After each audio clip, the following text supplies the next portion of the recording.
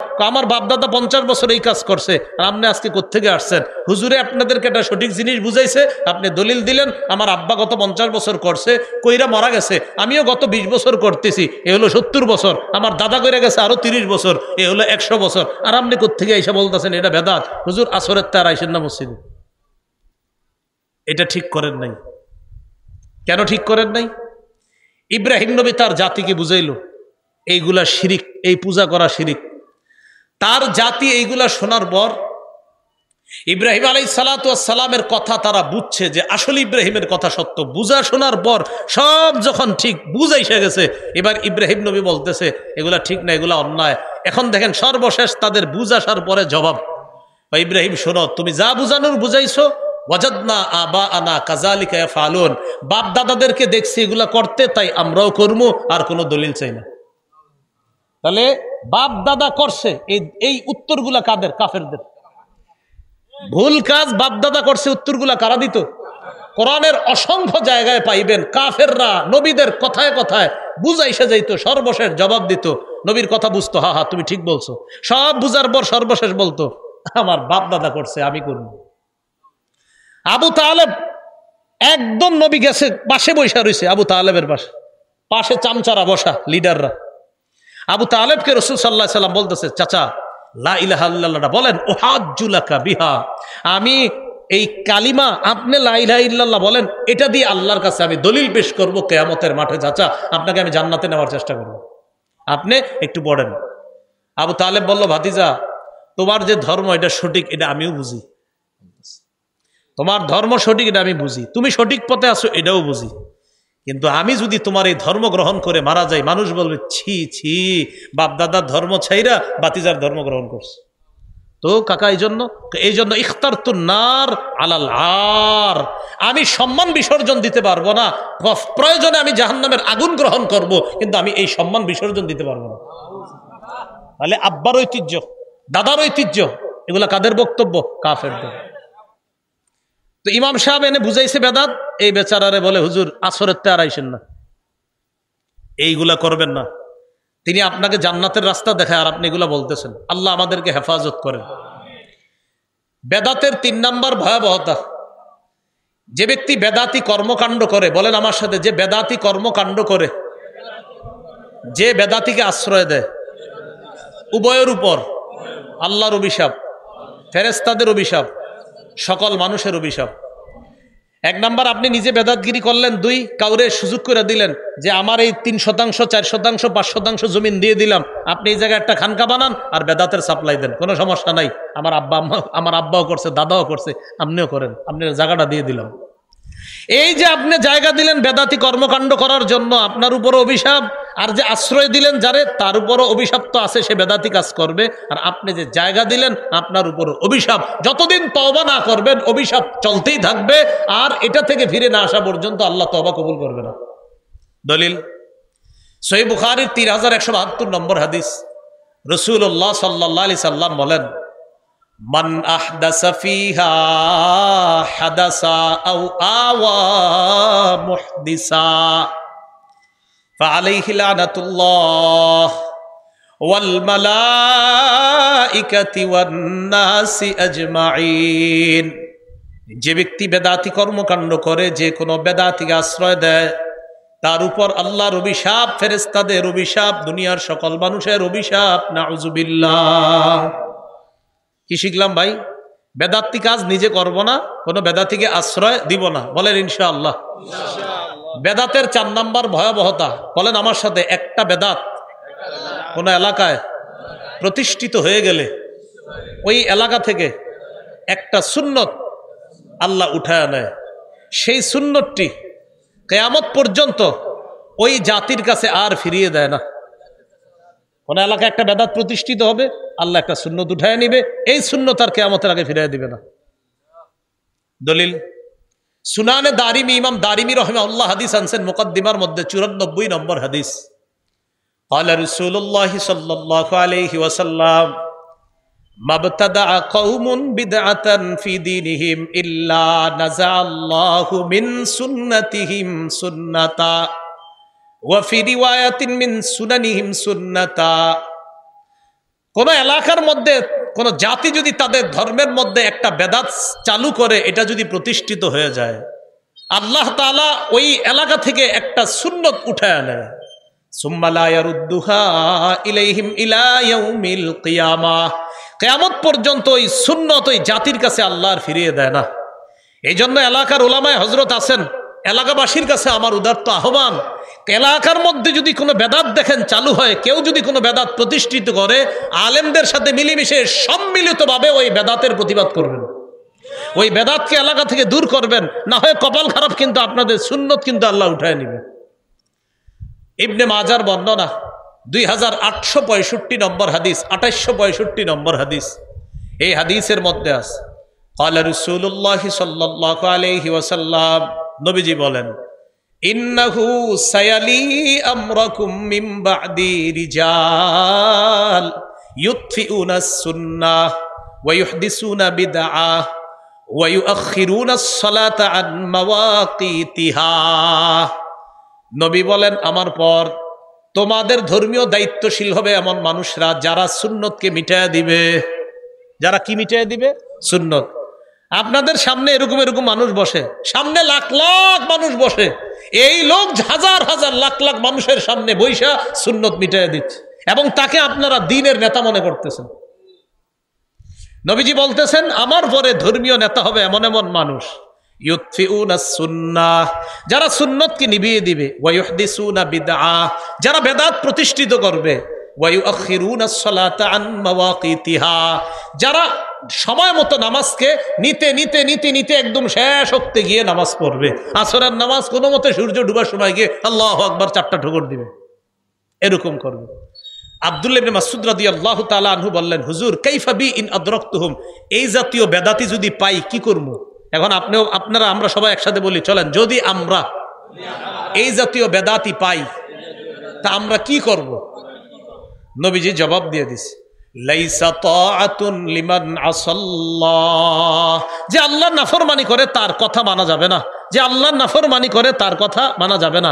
অতএব যে সুন্নতকে নিভায়া দেয়, বেদাত সৃষ্টি করে, সে আল্লাহর নাফরমান। নবী বলতেছে এই নাফরমানের কথা মানা যাবে না। নাফরমানের কথা কি করা যাবে না?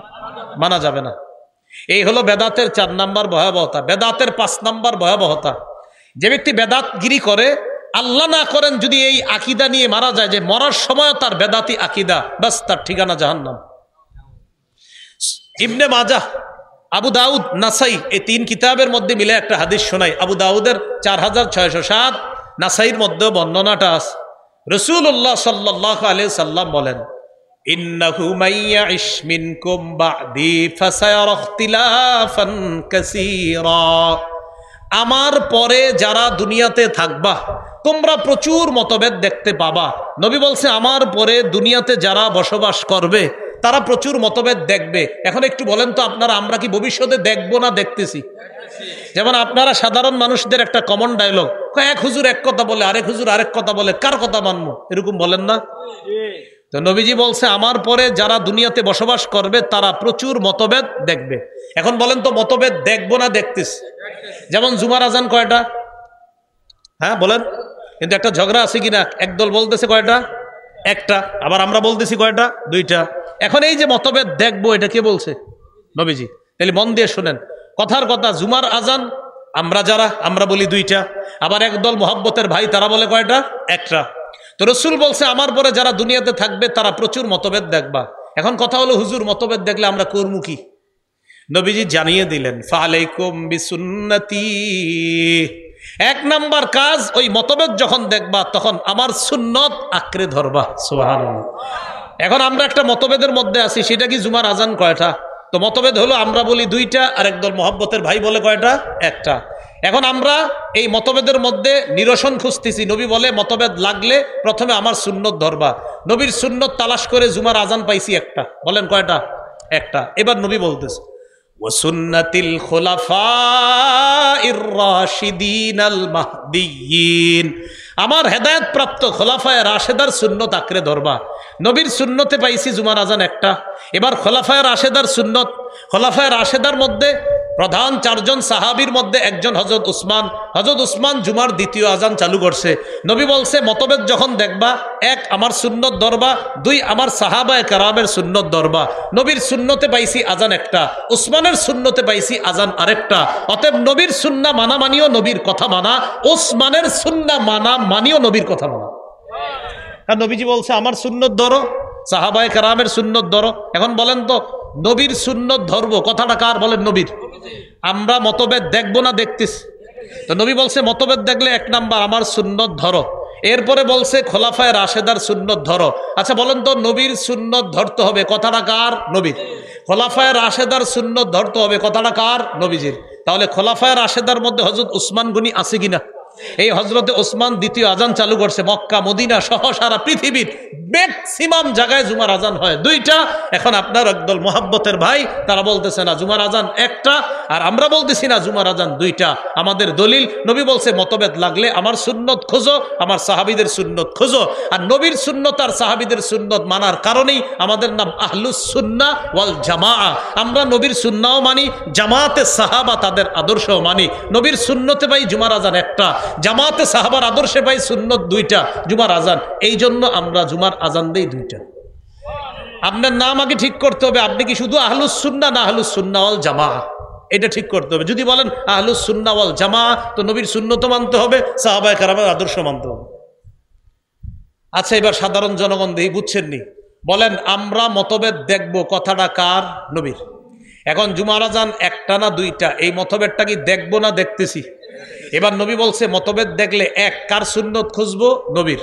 2 নাম্বার কার সুন্নত? সাহাবীদের। বলেন তো নবীর সুন্নতে জুমার আজান পাই কয়টা? সাহাবীদের সুন্নতের মধ্যে জুমার আজান পাই কয়টা? নবীর সুন্নত মানা কথাটা কার কথা? নবীর। সাহাবীদের সুন্নত মানা কথাটা কার? আল্লাহ আমাদেরকে বুঝার তৌফিক দান করেন। এরপর নবী বলেন ইয়াকুম ওয়াল মুহদাসাত, তোমরা ইসলামের মধ্যে নতুন নতুন বেদাত আবিষ্কার করা থেকে বাঁচো। ফাইন্না কুল্লা মুহদাসাতিন বিদআহ, প্রত্যেক নতুন আবিষ্কার বেদাত। নাসাইতে আছে ওয়া কুল্লা বিদআতিন দালালাহ, প্রত্যেক বেদাত হলো পথভ্রষ্টতা। ওয়া কুল্লা দালালাতিন ফিন্নার, প্রত্যেক পথভ্রষ্টতার ঠিকানা জাহান্নাম। আল্লাহ আমাদের সকলকে বেদাতি কর্মকাণ্ড থেকে হেফাজত করেন। এইগুলো আমাদের আজকের আলোচনার প্রথম অংশ। এবার দ্বিতীয় অংশটা আমরা চলে যাই, চলেন। দ্বিতীয় অংশ হলো, বলেন আমার সাথে, কবর কেন্দ্রিক বাড়াবাড়ি শিরিক পর্যন্ত পৌঁছে দেয়। আপনাদের নারায়ণগঞ্জ আছে কিনা আমি জানি না, আমাদের বাংলাদেশে কবর কেন্দ্রিক বাড়াবাড়ি আছে, বেশি আছে এটা আমিও জানি। কবর কেন্দ্রিক বাড়াবাড়ি, আগে বয়ানটা শুনেন। সহিহ বুখারীর বর্ণনা 427 নম্বর হাদিস। এই হাদিসের মধ্যে নবীজির 3 বিবির কথা। এক হলো আম্মাজান আয়েশা সিদ্দিকা রাদিয়াল্লাহু তাআলা আনহা থেকে হাদিসটা বর্ণনা। নবীজির আর 2 বিবি উম্মে হাবিবা আর উম্মে সালামা, তাদের সম্পর্কে হাদিসটা। সুবহানাল্লাহ। বর্ণনা করছে 1 বিবি আর সম্পর্ক আরো 2 বিবির। তিনি বলেন আন্না উম্মা হাবিবাতা ওয়া উম্মা সালামাতা যাকারাতা কানিসাতান রাআইনাহা বিল হাবাশা। উম্মে হাবিবা এবং উম্মে সালামা নবীর এই 2 বিবি হাবশায় একটা গির্জা দেখছে, গির্জা গির্জা ফিহা তাসাবির, এই গির্জার মধ্যে অনেক মূর্তি। গির্জা ইবাদতখানা, এই ইবাদতখানার মধ্যে অনেক মূর্তি। ফাযাকারাতা লিন-নবী সাল্লাল্লাহু আলাইহি ওয়াসাল্লাম, এই ব্যাপারটা তার 2 বিবি নবীজিকে জানাইছে, ইয়া রাসূলুল্লাহ হাবশা একটা গির্জা দেখলাম, গির্জা তাদের ইবাদতখানা, ইবাদতখানার ভিতরে দেখলাম আবার মূর্তি, ব্যাপারটা বুঝলাম না।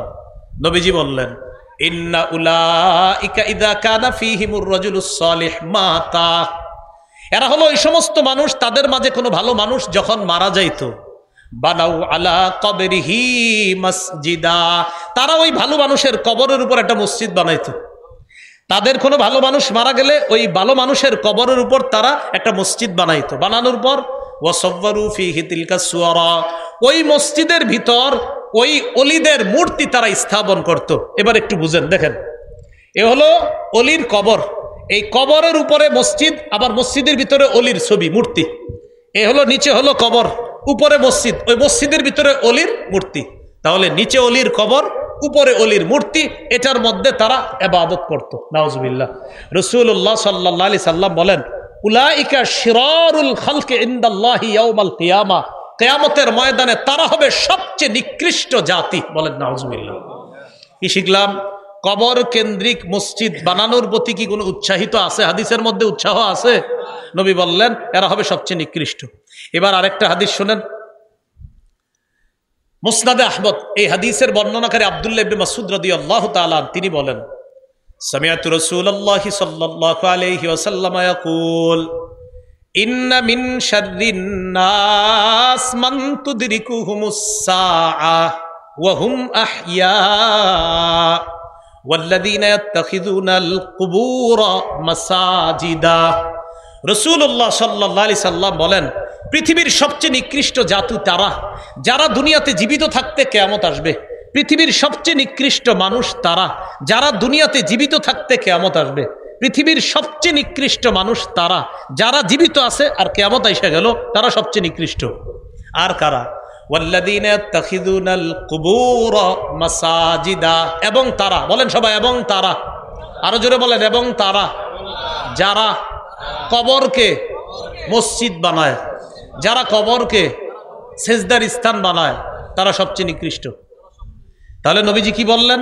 যারা জীবিত থাকতে কিয়ামত আসবে তারা সবচেয়ে নিকৃষ্ট, আর যারা কবরকে সেজদার স্থান বানায় তারা সবচেয়ে নিকৃষ্ট। এবার আরেকটি হাদিস শোনেন, সহিহ মুসলিমের বর্ণনা, 1075 নম্বর হাদিস।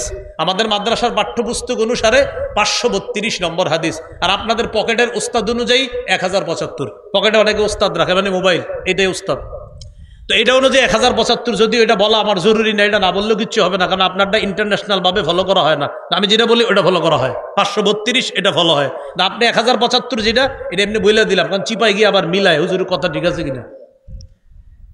এই হাদিসের মধ্যে আছে রাসূলুল্লাহ সাল্লাল্লাহু আলাইহি সাল্লামের সাহাবী জুনদুব রাদিয়াল্লাহু তাআলা আনহুর বর্ণনা। তিনি বলেন, সামিআতু রাসূলুল্লাহি সাল্লাল্লাহু আলাইহি ওয়াসাল্লাম ইয়াকুলু ক্বাবলা আন ইয়ামুতা বিখামসিন, নবীজি ইন্তেকালের মাত্র 5 দিন আগে আমি নবীরে বলতে শুনছি। ইন্তেকালের কয়দিন আগে? 5 দিন।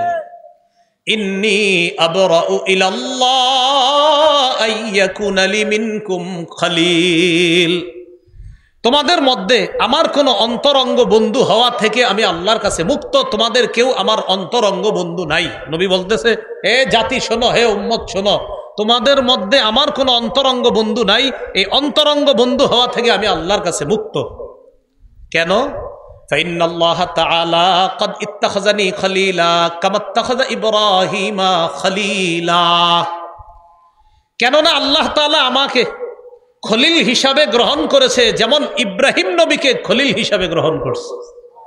আপনারা এতদিন জানতেন ইব্রাহিম নবী আল্লাহর খলিল, এক নবী আল্লাহর খলিল। আজকে থেকে আমরা জেনে থাকব ইব্রাহিম নবীও আল্লাহর খলিল, আমাদের নবীও আল্লাহর খলিল। ইব্রাহিম নবী খলিলুল্লাহ, আমাদের নবী খলিলুল্লাহ, হাবিবুল্লাহ, রসুলুল্লাহ। সুবহানাল্লাহ। তাহলে আমাদের নবী বলেন, মানুষের মধ্যে আমার কোনো খলিল নাই। কেন? আল্লাহ আমাকে খলিল হিসাবে গ্রহণ করেছেন। কেমনি ভাবে? ইব্রাহিম নবীকে খলিল হিসাবে গ্রহণ করেছেন। এরপরে নবী বলেন, লাউ কুনতু মুত্তাখিজান মিন উম্মতি খলিলা লাত্তাখাযতু আবা বকরিন খলিলা, আমি যদি আমার উম্মতের কাউকে আমার অন্তরঙ্গ বন্ধু হিসাবে গ্রহণ করতাম, তাহলে আবু বকরকে আমার খলিল, অন্তরঙ্গ বন্ধু হিসাবে গ্রহণ করতাম। তাহলে বলেন তো, আমাদের নবীর কোনো খলিল আছে? নাই। যদি খলিল বানাইতেন মানুষের মধ্যে কাউকে, কোন সাহাবীকে বানাইতেন? আবু বকরকে। কিন্তু নবী কার খলিল? আল্লাহর খলিল। এই কথা বলার পর নবী বলেন, আলা ওয়া ইন্নামান কানা ক্বাবলাকুম, শোনো তোমরা, তোমাদের পূর্ববর্তী জাতি যারা, ইত্তাখাযু কুবুর আমবিয়াইহিম ওয়া সালিহিহিম মাসাজিদা, তোমাদের পূর্ববর্তী জাতি তাদের নবীর কবর আর নেককার মানুষের কবরগুলাকে মসজিদ বানাইছে, সেজদার স্থান বানাইছে। তোমাদের পূর্ববর্তী জাতি নবীদের কবর সমূহকে আর নেককার মানুষদের কবরকে সেজদার স্থান বানাইছে। আলা ফালা তাত্তাখিজুল কুবুর মাসাজিদা, শোনো তোমরা কিন্তু কবরকে সেজদার স্থান বানায়ও না। নবী কি বুঝাইতে চায়? হে আমার উম্মত, অন্য জাতি যেমন নবীদের কবরকে সেজদার স্থান বানাইছে, নেককার মানুষদের কবরকে সেজদার স্থান বানাইছে, এই কাজ কিন্তু তোমরা করো না। কারণ নবী তো ইন্তেকাল করবে, নবী বিদায় নিবে, নবীর আর বেশি দিন বাকি নাই, মাত্র 5 দিন বাকি আছে। নবী ওই 5 দিন আগে বলতেছে সাবধান, অতীতের জাতি তাদের নবীর কবরকে সেজদার স্থান বানাইছে, এই কাজ কিন্তু তোমরা করো না।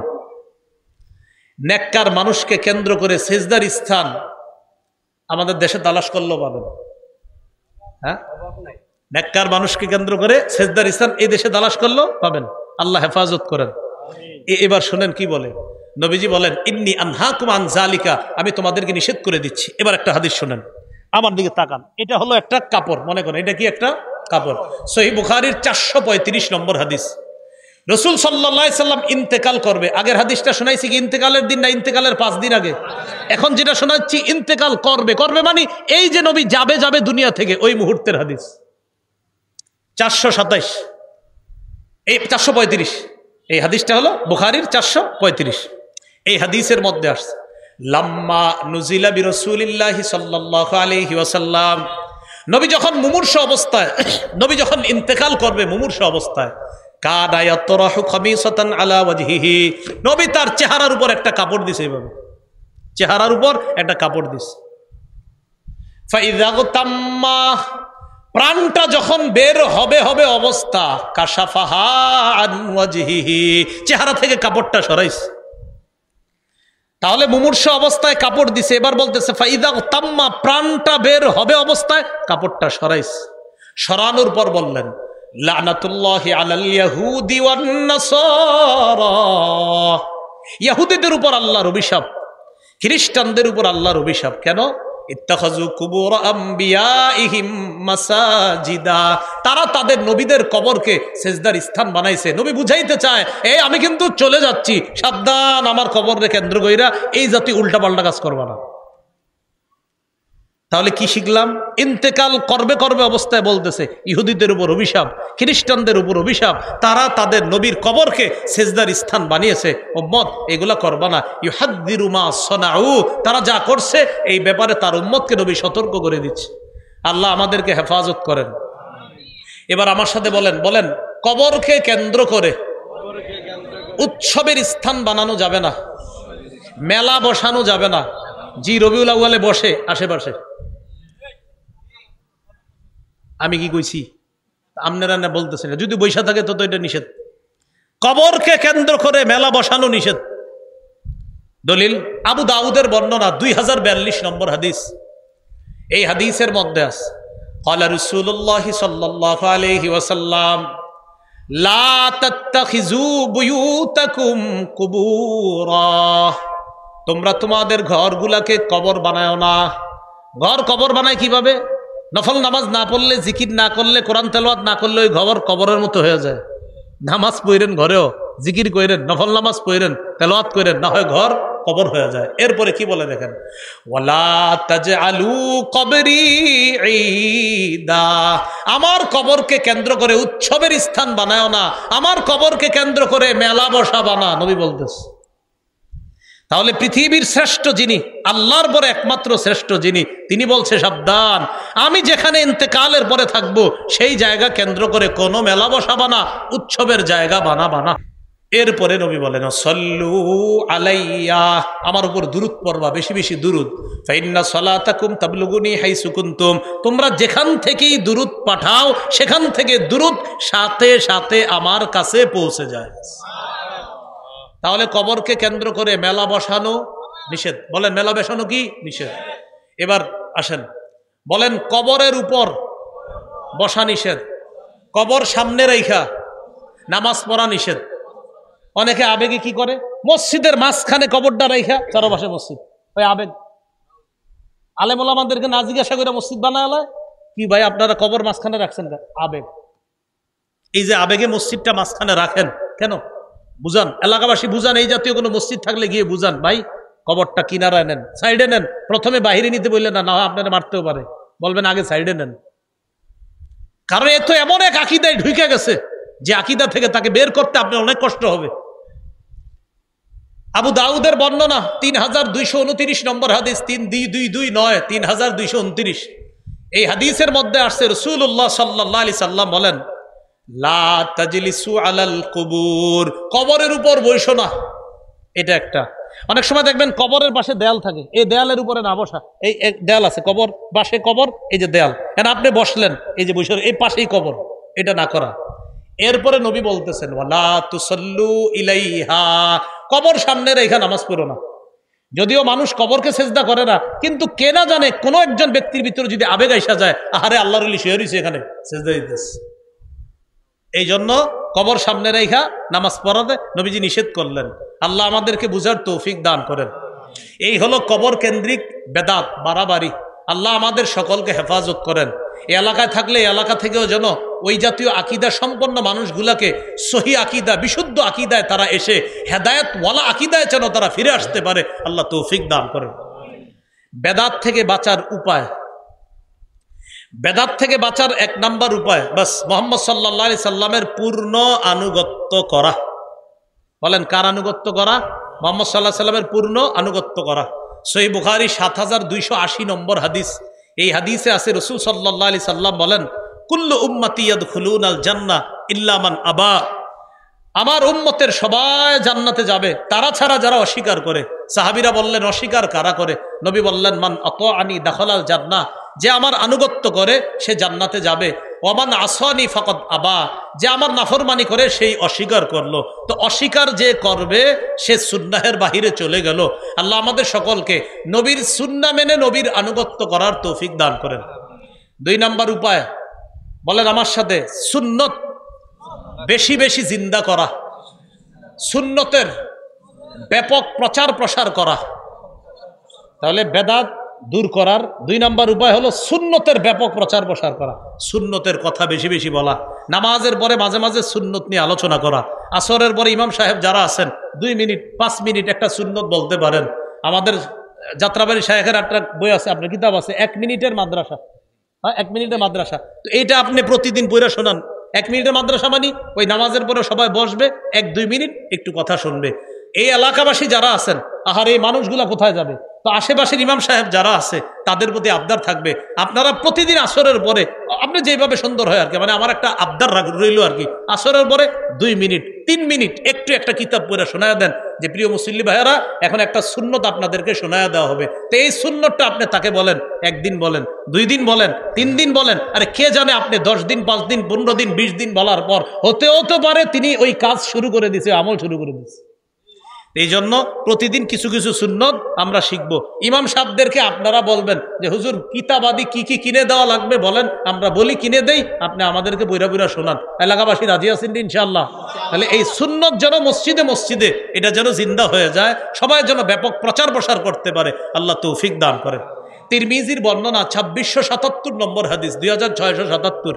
এই হাদিসে আসছে রাসূল সাল্লাল্লাহু আলাইহি সাল্লাম বলেন, মান আহিয়া সুন্নাতাম মিন সুন্নতি, আমার একটা সুন্নত যদি কেউ জিন্দা করে, ফালাহু আজরু মান আমিলাহা।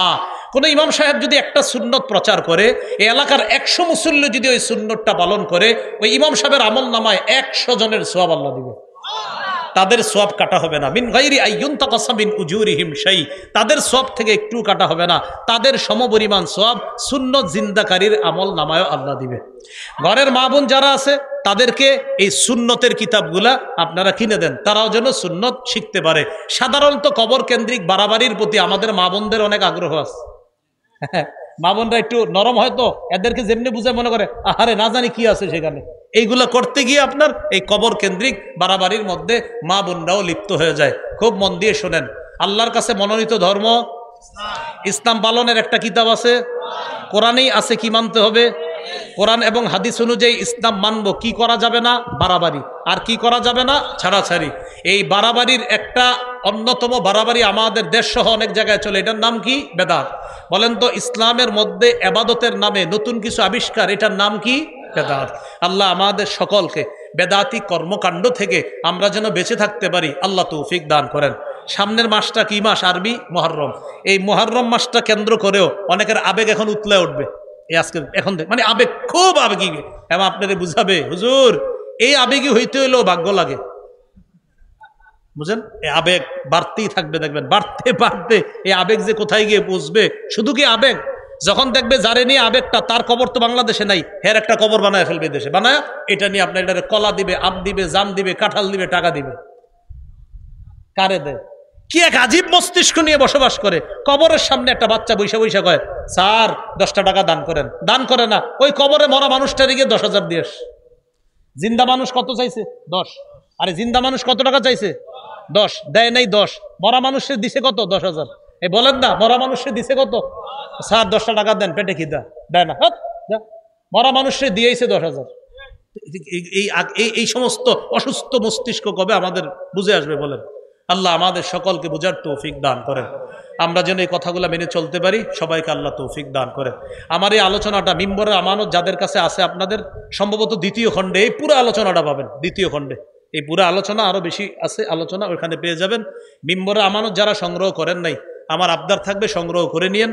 এই সংকলনটা আপাতত 6 খণ্ডে আছে, অনলাইন থেকে সংগ্রহ করা যায়, আপনারা সংগ্রহ করে নেবেন। প্রথম খণ্ডে সন্তানের 64টা অধিকার, 2য় খণ্ডে এই যে শিরিক, বেদাত, কুফুর, তাওহীদ, 3য় খণ্ডে হালাল হারাম, 4র্থ খণ্ডে স্বামীর 24টা অধিকার, স্ত্রীর 19টা অধিকার, 5ম খণ্ডে ইসলামের প্রথম ভিত্তি, 6ষ্ঠ খণ্ডে ইসলামের 2য় ভিত্তি নিয়ে আলোচনা। আপাতত মার্কেটে 6 খণ্ডে আছে। ওরা এখানে প্রকাশনী থেকে নিয়ে এসেছে, ওরাও নিয়ে এসেছে এখানে, আমারে বলছে বলার জন্য। এখানে মনে হয় 4 খণ্ড আছে ওদের কাছে, যাদের লাগবে নিয়ে যেতে পারেন। যারা নেবেন তাদের প্রতি আমার একটা আবদার থাকবে, প্রতিদিন একটু হইলেও মুখস্থ করেন। বিশেষ করে সন্তানের 64টা অধিকার, জামাই বউ 2জন মুখস্থ করে ফেলবেন, 5টা মুখস্থ করে শোনাইবেন একজন আরেকজনকে, এটা কাজে লাগবে কিন্তু ইনশাআল্লাহ। আল্লাহ আমাদের সকলকে আজকের যে বেদাত নিয়ে আলোচনাটা হয়েছে, এটা যেন বুঝে শুনে আমরা বেদাত পরিত্যাগ করতে পারি, আল্লাহ তৌফিক দান করেন। ওয়া আখিরু দাওয়ানা আলহামদুলিল্লাহি রাব্বিল আলামিন।